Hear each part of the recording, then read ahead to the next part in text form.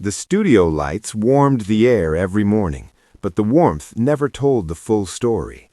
To viewers, Al Roker was a constant, smiling, steady, reassuring, the familiar presence who made weather feel personal and days feel manageable. Behind the scenes, though, time moved differently.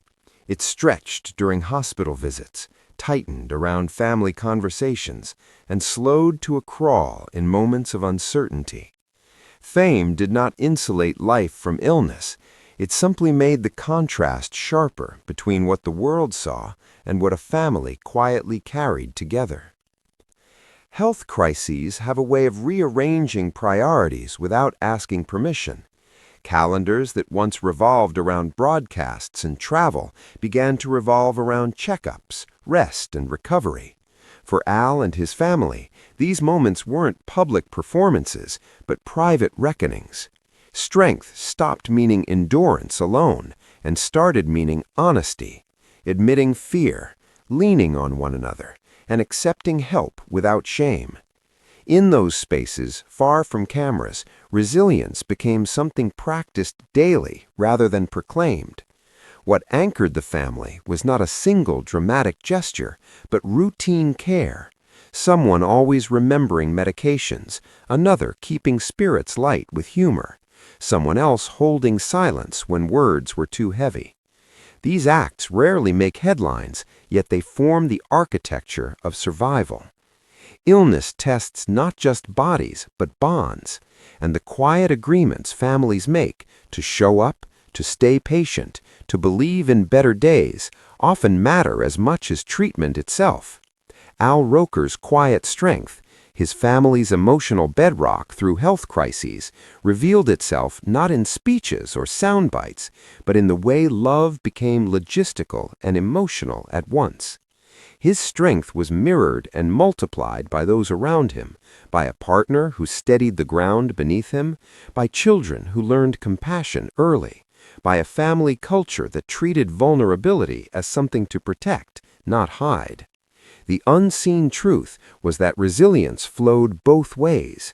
Al drew strength from his family, even as they leaned on his optimism, creating a shared center that held through uncertainty. Recovery is rarely linear, and setbacks can feel like personal failures even when they're not. In those moments, humor became a bridge back to hope. Laughter didn't deny pain, it reminded everyone that joy still existed alongside it. Small victories, walking a little farther, feeling a bit stronger, returning to a familiar routine, were celebrated not because they were miraculous, but because they were earned together. Progress felt communal, a shared exhale after holding breath too long. Public figures often feel pressure to perform wellness, to reassure audiences that everything is fine. Yet there is power in letting strength look ordinary. Al's return to the screen, when it came, wasn't framed as triumph over adversity, but as continuity, another day, another forecast, another chance to connect. Viewers sensed the difference, even if they couldn't name it. There was depth behind the smile, an understanding that good days are gifts, not guarantees. For the family, boundaries mattered. Protecting private moments allowed healing to remain human rather than symbolic. Not every detail needed explanation. Not every struggle needed an audience. This choice wasn't secrecy, it was stewardship.